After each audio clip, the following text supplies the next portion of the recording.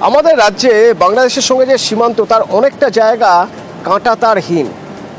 তো যেহেতু দেশের পশ্চিম সীমান্তে সেখানে উত্তেজনা বেড়েছে, তো এখন এই মালদার সুখদেবপুরের মানুষ তারাও চাইছেন যে যে জায়গায় কাঁটাতার নেই সেখানে কাঁটাতার দেওয়া হোক।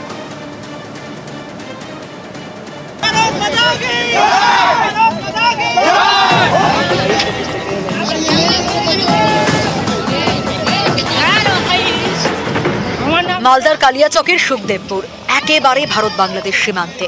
গত জানুয়ারিতে এখানে কাঁটাতারের বেড়া দেওয়ার কাজ শুরু করে বিএসএফ। সেই কাজে বাধা দেয় বাংলাদেশের সীমান্ত রক্ষা বাহিনী। বর্ডার গার্ড বাংলাদেশের জওয়ানদের বাধায় কাঁটাতারের বেড়া দেওয়া যায়নি। ভারতীয় ভূখণ্ডে বেড়া তৈরির কাজে বাধা দিয়েছে বাংলাদেশ। গত জানুয়ারি মাস থেকেই এই কাজ ঝুলে রয়েছে।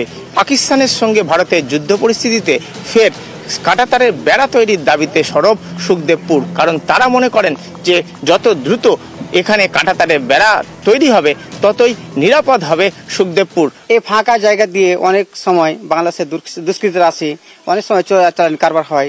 এখন বর্তমানে যে সিচুয়েশন, এই পাকিস্তানি জঙ্গিরা এখান থেকে প্রবেশ করতে পারে। তার জন্য চাইছি যে ফাঁকা জায়গাটা তার বেড়া হয়ে গেলে আমরা শান্তিতে বাস করব।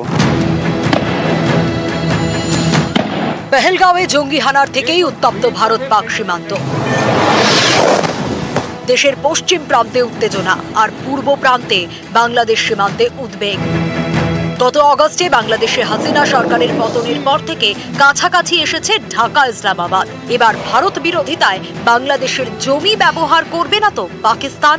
চিন্তায় মালদার সুখদেবপুর। পাকিস্তান আর ভারতের সঙ্গে যে যুদ্ধটা চলছে আমরা সুরক্ষিত থাকতে চাই, ওরা যদি থাকতে দেবে না আমাদেরকে। এই জন্য আমরা বলছি যে কি তাড়াতাড়ি সরকারকে যেন এই তার বেড়াটা ইতিমধ্যে হয়ে যায়, হলে ভালো আমাদের। ওরা এখনো তো আসতে পারে আমাদের তার বেড়া টপকে আসতে পারে বাংলাদেশি আতঙ্কবাদী। এই যে এত উত্তপ্ত হয়ে আছে বর্ডার, যে তার বেড়াটা হয়ে যায় তো আমরা তো সুরক্ষিত থাকবো। মালদার সুখদেবপুরে 1200 মিটার সীমান্তে কাঁটাতার নেই। প্রায় 2 দশক আগে মালদায় কাঁটাতার বসানোর কাজ শুরু হয়, কিন্তু সীমান্তে মরাগঙ্গা নদী থাকায় 1200 মিটার এখনো কাঁটাতারহীন। সীমান্ত পেরিয়ে মাঝে মধ্যেই ভারতে ঢুকে পড়ে বাংলাদেশি দুষ্কৃতীরা। ফসল লুট করে নিয়ে যায়, চোরা চালানো চলে। সারাক্ষণই আতঙ্কে থাকে সুখদেবপুর। ভারত পাক সীমান্তে উত্তেজনা বাড়ায় সুখদেবপুরেও আতঙ্ক বেড়েছে। পাকিস্তানের যুদ্ধ থেকে একটু আতঙ্ক আছে, কখন কি হবে না হবে বলা যাবে না। পাকিস্তান বাংলাদেশের সম্পর্ক ভালো এখন? হ্যাঁ, এখন সম্পর্ক ভালোই।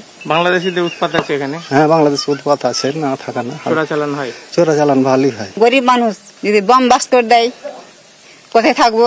আমরা চাষের তারপরটাও দিতে যাব। আমাদের জমি জায়গা আছে, আধার কার্ড দিয়ে যাই।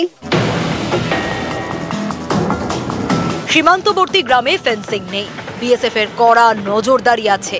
এখন তা আরো জোরালো হয়েছে। বিএসএফ এখন বেড়ে গেছে, বর্ডারের লাইট টাইট সব খুব সুন্দরভাবে দিয়েছে, যেন পারাপার হলে সব দেখতে পাবে পরিষ্কার। তো ওদের যদি কোনো অসুবিধা হলে আমরাও বিএসএফ এর সাথে আছি, বা কোনো গন্ডগোল হলে আমরাও বিএসএফ এর সাথে সহযোগিতা করি। সুখদেবপুরে কিন্তু এই মুহূর্তে ফের জোরদার মানুষ দাবি তুলছেন। তারা বলছেন এখানে কাঁটাতারের বেড়া দেওয়ার কাজ অবিলম্বে শুরু এবং শেষ করতে হবে। ক্যামেরায় পিন্টু সরকারের সঙ্গে সেবক দেব শর্মা, নিউজ 18 বাংলা, সুখদেবপুর। পাকিস্তানের ভরসা বাংলাদেশ। যদি বাংলাদেশের দিক থেকে কোনো রকম কোনো আক্রমণ আসে, মেখলিগঞ্জের কৃষকরা সীমান্ত লাগোয়া অঞ্চলে যেখানে তাদের চাষির জমি রয়েছে সেখানে তারা চাষ করতে যেতে ভয় পাচ্ছে। তো বিএসএফ তাদের কনফিডেন্সে নিচ্ছে, বিএসএফ তাদের ভয় কাটানোর চেষ্টা করছে। আর সেই জন্যই বিএসএফ পুলিশ তারা মেখলিগঞ্জের কৃষকদের সঙ্গে বৈঠক করেছে। বলছে দল বেঁধে চাষ করতে যান আপনারা যদি ভয় থাকে। 16ই এপ্রিল শীতলকুচির এক কৃষককে তুলে নিয়ে যাওয়া হয়, পরে বিজেপির সাহায্যে বাংলাদেশের দুষ্কৃতীদের বিরুদ্ধে অভিযোগ করা হয়।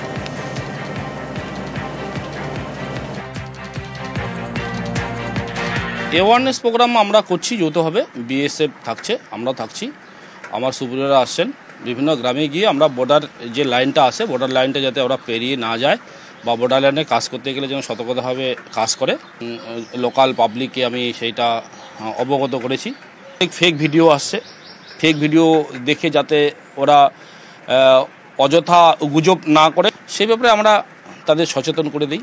যারা চাষ করতে যাবে তাদের বলেছি যে আপনারা যাবেন যখন অনেকজন মিলে যাবেন এবং বিএসএফকে বলে যাবেন